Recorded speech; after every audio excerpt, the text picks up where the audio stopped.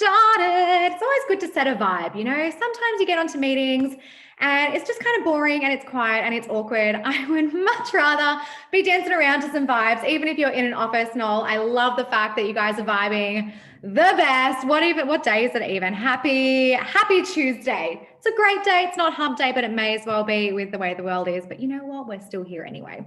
So today we are here as a part of our Entrepreneur vs. Intrapreneur series. If you don't know me, my name is Katarina Sir. I am your hostess today, but today is all about an incredible woman called Emma Reeves. Emma has been a good friend of mine for a lot of years. I met her in Bondi. When I met her, she was actually working for other companies, and now she's the one with the boss hat on. She is the one getting shit done, and she is an absolute incredible powerhouse. I'm really excited to hear from her today, all about her business journey. So a little bit about Emma. I love these bios. They're always a bit of a lull.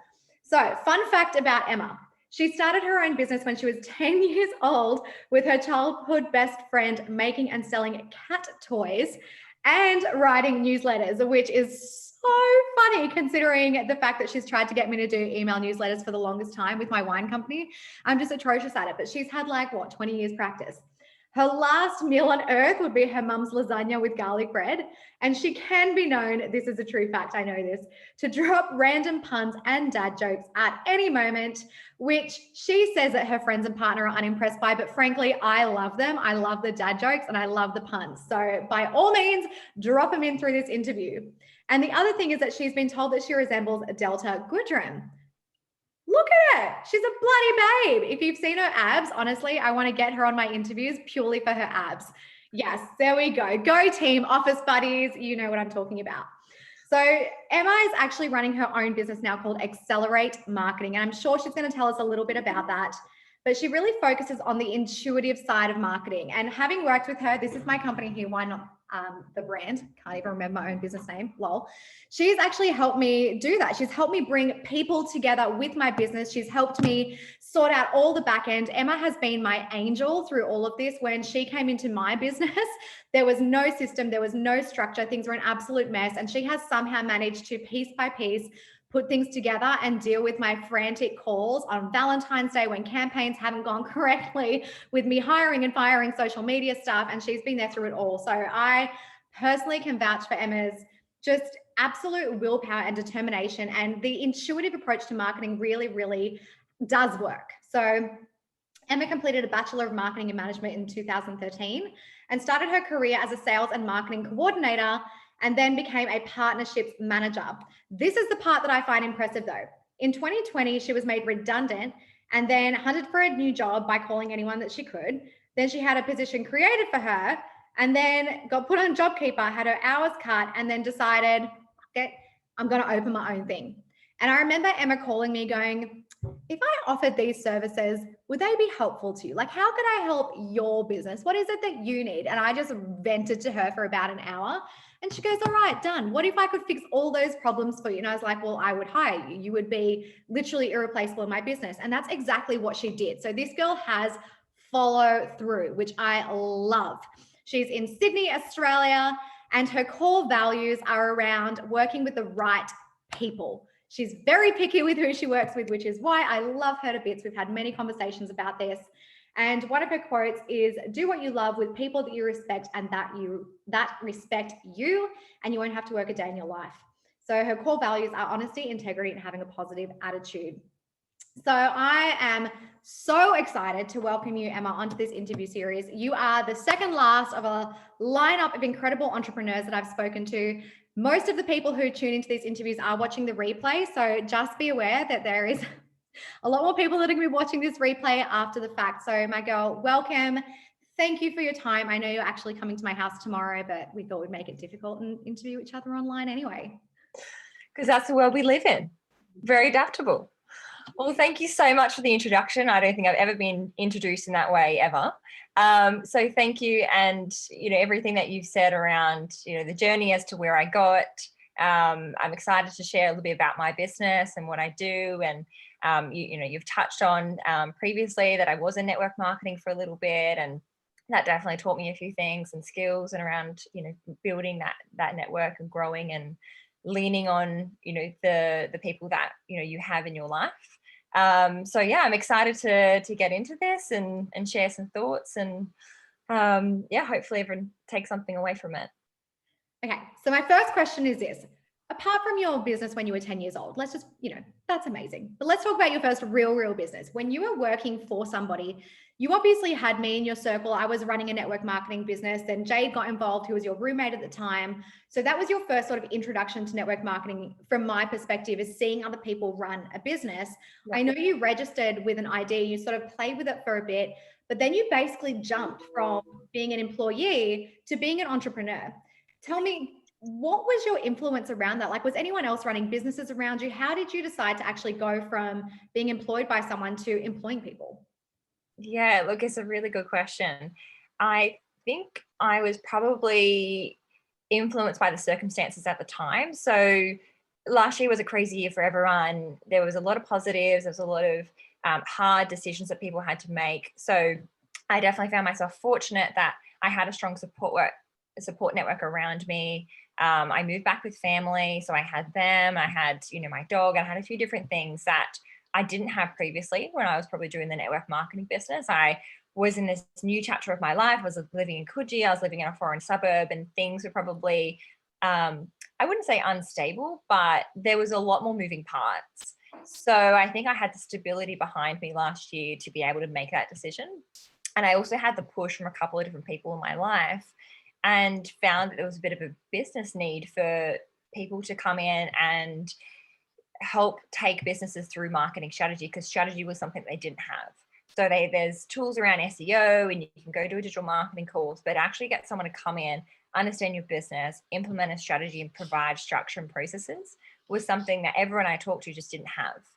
So I would say that, a combination of situational factors, the environment that I was in, and also probably just being, more confident as a person to just say, like you said, fuck it, I'm out, and just have that attitude where you can take that leap. So, it comes with a bit of age and a bit of, grit over the years, I guess.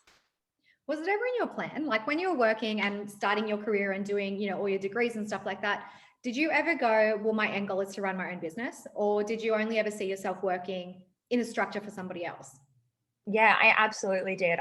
It was always an ambition of mine, and I looked to you as well, running your business. I was like, these people, they do it. It's possible, and there's a lifestyle that you want to build for yourself. So obviously, there's the business and helping people and helping businesses or individuals or providing services or whatever it is. But what comes with that is also the lifestyle that you're creating for yourself, that flexibility, and that's ultimately what I wanted to achieve. And with the network marketing business, part of the reason I got into it was to have that financial freedom and that lifestyle. So I was always interested in that aspect. And I guess I just wasn't sure what I was going to do. I didn't know, was it something in marketing? Was it something completely unrelated? Would I go back to selling cat toys? I don't know. I knew I wanted to start a business, but I wasn't sure what it would be. And, marketing, and when you go to university, if there's anyone on here, anyone that listens to recording, you're told marketing is to solve a problem. And I kind of just stumbled across that problem by talking to a few different people and understanding that there was a need not being met. And as soon as I found that, I was like, okay, this is it. This is what I need to do. And it might not be something that I do for 30 years. I don't know, but I know that what I'm doing now feels right. And the people that I work with, are getting value out of my offering. So that's what I guess helped justify and validate my decision. So interesting. I feel like everything, like timelines, right? I was talking to Nick this morning, my partner, about what the F is going on in the world. Like, I feel like at the moment, everyone is in complete shambles. I feel like the entire world has just kind of like fallen on its axis and just no one knows what the hell is going on. And from a marketing perspective, it's challenging, but at the same time, I feel like there's opportunities now that have never, ever, ever come around. Like for you, the timing of the disruption that happened opened up this opportunity for you to go, I'm going to fix this problem, because nobody else knows what they're doing, and nobody else that has that system and the structure and the continuity and the flow of their business knows what they have to do. So for you, it's been like almost beneficial for COVID to like happen, because it's pushed you into that position where you have nothing to lose, you have everything to gain. The problems are so glaringly apparent, and no one's moving fast enough, and no one can seem to figure out how to solve problems that have just popped up out of absolutely nowhere. Yeah. So it's a really interesting sort of time and place I believe, for you to be involved in. I'm just like so grateful that you came along and saved my ass in particular, because I was so frustrated, and I still am frustrated with people. And tell me your perspective, because you are basically, you bring people together. I remember our first conversation and you said, what I do is I become your contact and I deal with everybody else. So the shit show basically happens behind me. I'm going to stand here, I'm going to present to you, and then what you need gets done. Have you found, personal/business question, do you reckon people have become less capable through this time? Like, have you found more people that just are not getting their job done? Yeah, look, it's tricky because I think it ranges. I would say ultimately yes. My answer to that question would be yes. As to the reason why, I don't know if it's because, they've been kept in positions, had JobKeeper and Job Seeker. So those people were adding some level of value to that organization and were kept for a particular reason. It could be the reason that, they had to change jobs and organizations were more open to bringing people in and trialing them. And again, their skill set and their knowledge and experience potentially wasn't suited to that. And then also you've got people that, other people that created their business. I thought, oh, wow, I can do this and I can go out on my own. And there's lots of people out there that do offer a really good service, and those that are just trying to find a loophole to, maybe take on more that they can choose. So maybe, there's a capacity reason, or maybe it's a knowledge reason, but they're positioning themselves in a way that actually isn't honest, or, isn't transparent around the actual skill set. So I think there's some people that are potentially, probably sugarcoating that, or not sugarcoating it, but, not giving the right impression. But whether it's a decision made by their employer or whether it's a personal decision, I'm not sure. But there definitely have been, I've definitely faced, some challenging situations. Listen, I get a picture of you with your laptop and a glass of wine every single week. I know you're going through it as much as everybody else. Emma is Miss Diplomacy. I've seen some of the emails she's sent, and I even when she's had to get back to me, and I've just been a shit show around her. She puts things in the most beautiful way. She has that tact. That is why she's just thriving in this industry. So it's something I really admire about you. I want to ask you a question about your entrepreneurship stage. So what was it originally? So when you were still in that job, what was it that actually drew you into signing up? Because you signed up, you registered, you got an ID. What was it that made you even consider that? Was it just a discount on the products, or was it something about the entrepreneurship industry or the business industry that excited you? To be honest, it was more so around the products, because I started using the products and I started seeing the result from the products. And I started with the Arbo and Face products, and I started onto nutrition, and then I was hooked on the fizz sticks, and then I started telling my friends about it. I was like, well, this makes sense, right? It makes sense for me to support something that I personally use and am invested in, and believe that my values of the company align with my personal values. So like you touched on before, I believe that when you work with the right people, also the right organizations. So, people are a reflection of their organization. So whether, whichever scale it sits on, I felt like that at the time reflected my values. Then I guess, I couldn't fully commit to it because I wasn't sure if I needed to look for something bigger. Like that was I guess my mindset was like, that's one part of my life. Like my face products, one small part of my life, my work was all consuming. So my work was like 90% of my life. And I thought that's the 10%. So I think I wasn't able at the time to reframe my mindset in looking at things in perspective and looking at as the 90% rather than the 10%. It was so interesting. I was speaking to, so yesterday's interview was with a woman called Tash Kerrison, and she actually now runs Hideaway Management in Tasmania, which is basically like a real estate conglomerate. She does holiday homes. And I actually think you were on the interview listening. And she said the same thing, because you guys are the two people that I've interviewed who actually decided to drop the network marketing in favor of running your entrepreneur-based business. So your everything from the ground up. And both of you said the same thing when I said, well, what was the challenge? What's the reason that you dropped it? And both of them was like this mindset shift of, okay, well, this seems like, had I treated it like the business that I treat my now business like, it would have provided different results. But I see that so many times. Like, do you think do you think part of the reason some people don't succeed or push forward in intrapreneurship, which is running a business with set structure, set systems, but you're still your own boss? So intrapreneurship is basically creating a business within a company already, where you get to self-brand, however, you still run by systems. Versus entrepreneurship, for those that don't know the difference between the two, is where you literally create everything by yourself. And what I'm hearing from the entrepreneurs is that if I ran my intrapreneur business like I do now, it would have been an absolutely different story. But do you think it was a mindset, or do you think it was timing, or do you just think it wasn't your passion? Like, some people latch onto the business, but for you, you're obsessive about your passion, which is why your marketing business does so well. Yeah. Do you think that was transferable or no? I think for me, I always knew I was going to start my own business or have my own business. And I saw Arbor, and I guess it's someone else's.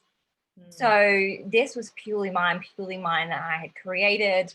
And I was no longer, I also then, it is partially mindset, because I compared this to my job. I didn't even compare it to network marketing.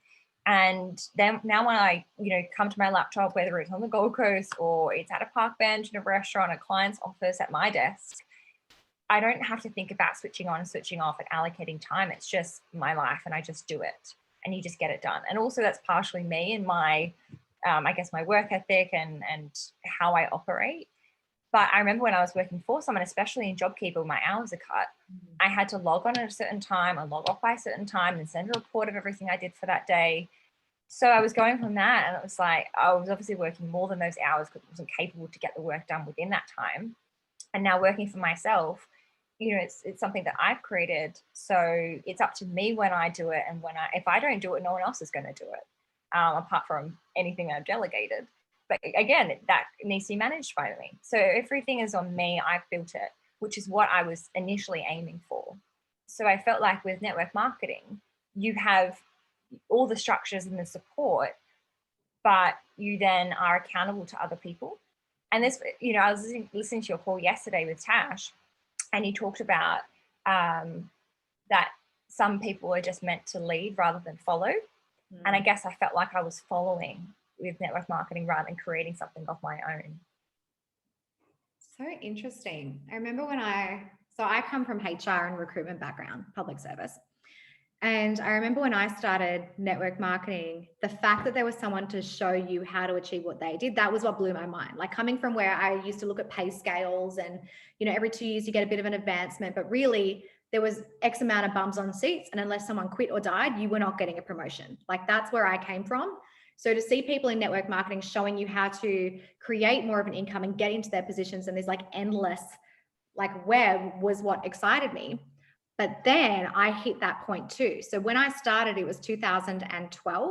And at the time, the company that I worked with was so new, and the only people doing it were stay-at-home mums. Like, the whole traditional old school party plan, set a table, have the ladies, you call them ladies, all of these things. Like, it was very, very old school and traditional. And there was me and one other girl that were millennials in the company. And we wanted to do it differently. I wanted to use social media, and I wanted to do things fun, and I wanted to drink wine at my meetings and all of these things. And that's where I hit that struggle of like, okay, I don't want to follow this. I don't want to do the parties. I hate the parties. They're boring. I don't like them. I'm not good at them. I freak out. I word vomit. It's just not good for me. So what I did is I created a personal brand within the company, and I copped so much shit for it, but it worked. Like, the branding that you do outside, I brought that within my company, and I self-branded within the company, but it was hard work. So I hear this a lot. I hear, one of the things that I hear, because I do both now, from network marketing, people that look at network marketing, is that I don't want to work a business for somebody else. And it's something that I wish I knew how to help people with that business mind, which is so valuable. You can leverage the systems and leverage the business and leverage the team and leverage everything you have to build within that. But I also understand that need for creative output, which is probably why I do both. Like, now that you've stepped out of the network marketing world, what advice would you give somebody that's looking at perhaps starting their own business but have the same hesitations? Would you suggest they give it a go anyway, take something out of it? Would you suggest they sidestep it altogether? Like, hindsight, looking back, how do you feel about it now? I would always recommend someone to give it a go. Like, if you are passionate about something, if you believe that this is something that you should do and you should create for yourself, then absolutely give it a go. I would follow that with saying, make sure that you found something that you're not only passionate about, but is needed by other people. So you are solving that need, you are solving that problem, but also there's no point me going and starting a car dealership. I'm not passionate about that. So I'm not going to be fueled by that passion, that drive, and push myself to be there 12 hours a day. I found what I'm passionate about. And then I also, that is, I guess, I'm rewarded when I have conversations with you or my clients, and they're like, you did a really good job, and we had great success with our campaigns, and our business has increased by this amount. And that also then adds fuel to my enthusiasm and my drive and, you know, what I'm doing with my business. So I think it's both important to find the need and then also make sure it's aligned to your interests and your passion, and that's going to be able to help you stay focused and push it to as far as you can to make it a success. Love that. So you're still in the process of sort of like building. You're still in the infancy of Excelerate Marketing, and you've done an incredible job. Honestly, I don't know how you do it, like at all. You're amazing. But tell me about the process of actually starting a brand new business from scratch. Like, what goes into it? Like, where did you even start? Like, before that phone call with me, what are the steps of even building a brand new business? Yep. So firstly, called my accountant, which they're normally at the center of everything, as both Nick and Noel on this call would know. So I spoke to my accountant and I got them to help me register my business. I came up with the name and I decided that this is something that I was going to do, register the company. And it was really funny because, like I said before, I've always wanted to start my own business. And it was always like this big thing that I put off and thought, oh, that's, you know, one day I'll achieve that. And literally in a few hours, I'm like, oh, own my own company. It's much easier than I thought. Obviously, building an empire and building a company, building a business, that's where, you know, the hard work comes in. But actually having a company, a couple $100, an accountant, call to your accountant a few hours later, then bam, there you go. So after having an accountant, then I thought, okay, well, probably need a lawyer. That would be helpful. Probably need some contracts to have with my clients. And what I did was I called around, I spoke to probably 12 different lawyers. Oh, wow. So, you know me, I started the business because I wanted people to get value from marketing. And with my diverse range of experience across marketing, I'm able to understand what is going to be of value, what isn't, understand the terminology, translate essentially for businesses between them and the designer. And that's where I add the value. So law and legal services, I knew nothing about. I didn't know what was a good rate or a good hourly rate or a good cost for developing my documents. And I also didn't know what I needed. So I essentially got 12 lots of free legal advice, which was great. And every single time I spoke to someone, it also helped me articulate the business. Okay, what do you do? Okay, well, I've started this company and this is what I'm doing, these are my services. Okay, well, what contract he's going to be working with? And it helped me start making decisions around how I want to structure my business. So by the end of it, the last company I spoke with, I ended up going with a company that are for startups. So they're aligned with my values. They were aligned with the way that I could operate. We had a Zoom call, I think at about 6:30 one night. And then that was our first introduction. They were flexible. And by that point, I was able to articulate my business, know exactly what I needed. And I'd spoken to all these other companies and I knew what a value for the contracts were going to be. And it wasn't the cheapest price and it wasn't the most expensive. It was somewhere in the middle. But that was a really helpful process to go through. So I would say definitely get, you know, certain services and certain agreements and certain structures put in place, but speak to as many people as possible to sound out the concept and also test, I guess, a few different avenues that you could go down. And then I started working with clients and then I started asking them what they needed, called you, what do you need? Okay, well, I'm going to develop my business. So I have all these services available and have just started to fine tune that with each organization I've worked with. So amazing, because I feel like people, probably me included, sort of wait and you overthink things and you can't actually answer a question unless you're out there doing it. Whereas you've decided to go with action always, like take action, ask questions along the way and continue to move, which I think is such a great approach, because I think so many people get analysis paralysis where they see it and they're like, oh, what do I need to do? Who do I need to talk to? How much it's going to cost? But unless you actually pick up the phone, make the call, put the thing online, build the website, register the domain, like things are not going to happen, which is probably why your clients are so happy with you, because you figured things out along the way, but at least it's forward motion. Yeah. Which I think is what you said. You're all about that intuitive marketing approach and about bringing the right people together, which takes trial and error. Yeah, and acceleration, ultimately doing things well and moving forward. You might have to change the direction, but at least you're moving forward. And if you have that momentum, then, it's going to be in the trajectory that's going to hopefully be a success for you. Yeah, smash face first into a wall. You figure it out either way. Oh, good. Come forward. So what about the stuff that you wish you knew? Is there anything now that, you sort of got established that either you think people completely undervalue or underestimate, like how long things take or how hard things are, or that you wish you knew before you started? Good question. I would say putting as much structure and process. So there's a balance, right? We were just saying before. There's a balance of jumping in, getting started, speaking with clients, networking, building your business, and then not growing too quickly. Because probably maybe 3 months ago, I was looking at the option to expand my business rapidly. And I wasn't sure if that was the right thing to do. And I sat down and I figured out that I actually didn't want to go wider and I didn't want to bring on more clients, and I closed my books. I wanted to go deeper with each client and actually be more invested with them and learn more about their businesses and put better processes in place with my organization. Just so I wasn't having to work so many hours. Now I'm still working. They still see, like you said, they still see me and the efficiency and the results that they get. But behind me, I was fixing some of those processes up, putting some new workflows in place, putting some password storage systems in place, scheduling tools, all of that, so that I could be more efficient and add even more value with each one of the clients that I was working with. So I would say find that balance of putting that process in place and putting that structure in place. I wish I probably did that sooner, but at the same time, I was so focused on what I was doing in that moment. So I'd probably say that. And I don't know.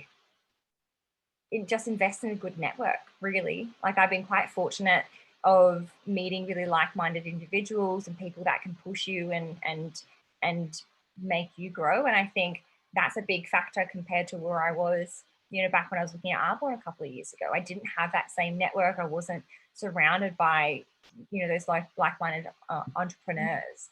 I had you, and I didn't have everyone else on all the other levels and states. And I think you need to build your network and be conscious of the people that are in your life. So not only having people in your life that are going to add value, but making sure you don't have people in your life that detract value and bring in negativity as well. So transferable to both entrepreneurship and entrepreneurship. I really do believe, and this is something that I've been really focused on as well, especially having moved states, and all my friends and family are in Canberra, and now I'm on the Gold Coast with very few people around me. And the quality of conversations and relationships, it's such, you're right, it's such a drain or it's such a benefit. And I think so many people, like, business ultimately is solving a problem, like you said, and it's solving a problem for people. And people require relationships, and people will buy from you if they know you, they like you, they trust you, and they know what you do. But I think a lot of people skip these steps of, well, marketing is people knowing you, but do they like you and do they trust you? Are they the quality of people that you want to solve problems for? And then knowing what you do, I think people throw what they do in people's faces without those relationship building actions first in both those industries. So that's such a good point. Like, do you think maybe that's the one thing that, anyone would do differently, is start to build a network before you start to open the business? Do you think it was timing, or do you think it was a deliberate decision to actually get better people around you?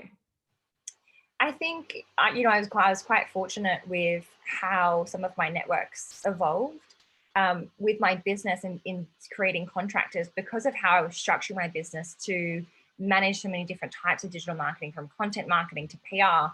So after I had my lawyer sorted, my accountant sorted, then I started on my contractors. And I think I probably spoke to 40 or 50 different contractors to just say, hey, this is what I'm doing. What's your experience? Can I put you on my books? Can I call you up if I have a design job? Can I call you up if I need content written? And again, I started to sift through the marketing maze and see some companies, what they were offering in terms of their price, and some agencies. And then for some of my clients, when I was looking at paid marketing 3 months down the track, I had the perfect agency for them. So it was able to make me really efficient and make sure I was delivering value and stick to what, my values are with my business, because I had done that work initially. But that was probably more in tune, I guess, to the structure of my business and having such a wide breadth of offerings. I was like, well, I need 2 to 3 people in every single category. And I did that initially. And then I found a gap in the last couple of months because I've been so focused on delivering for clients and also just working with just a couple of individuals. I'm like, well, I'm putting all my eggs in one basket. If that person decides to go have a holiday for 2 weeks, then it's on me. Again, as a business owner, it's up to me because this is what I've created. So recently I've started expanding out my network again in terms of contractors, to just be prepared and to make sure that I am going to be working with the right people. Because like you said before, businesses will work with you. Anyone can start a relationship, but you're not going to keep that relationship unless you do have the right values. And it's the same with your contractors as with your clients. There's this talk about being your authentic self, and it can be used in quite corny situations. But I honestly believe that if you are showing, your values and your integrity and being really transparent, then, people will not just work with you, but they will continue to work with you. Well, it's life. You want to enjoy what you do for work, right? Absolutely. Times where I've had the wrong people in my businesses and it's just like a freaking drag to actually show up to work. And then I've had times like where I have meetings with you where I'm like, whoop, whoop, like it's going to be fun, it's going to be productive, like we're going to get shit done, like I love this. And that's what motivates people. So I think you're absolutely right. I think the value that we place on not just the people in our like personal lives, but in our business circles, we probably don't place enough value on that because it's either going to move you up or push you straight back down, right? Yeah, definitely. I think you're onto something good. I think you're onto something really, really good. So almost wrapping up. We've got a few more questions, but almost wrapping up. Having seen both worlds, and I know you watch my entrepreneurship business probably as much as you watch now and care about Why Not the brand, because now that's part of your baby too. Do you think, like if you met a person on the street, do you think you could sort them left or right? Like, okay, you should go do entrepreneurship, or no, you're entrepreneur? Or do you think it's the same type of person that would do both industries or thrive in both industries? Yeah, interesting. I think not everyone can do both. I think it's feasible, but to be an entrepreneur, you need to have grit. You need to have the drive. You need to have the passion. And not everyone can find the passion or find the need. So I think that network marketing, because it has that additional level of structure, like look at last year when we all had to start working from home. Some people really struggled with that and were trying to put post-it notes on their screen to tell them what they were to do every day and like chain themselves to their desk and like put all their snacks on their desk so they didn't leave. And there's other people that could work, go get a coffee, come back. And so I think, the way that people need to operate is very different. And network marketing does provide that structure and that, I guess, that security and that guidance. And people might need to start there and then move to entrepreneurs. I think you're probably more likely to have entrepreneurs become entrepreneurs than entrepreneurs become entrepreneurs. So that's just my view on it. But I definitely think that people can do both. They can do both at the same time. They can do one then the other. But I think being an entrepreneur, you need to have that additional level of foresight and vision for yourself and your brand and your business, which for me, when I was in the entrepreneur, was really hard for me to see past that.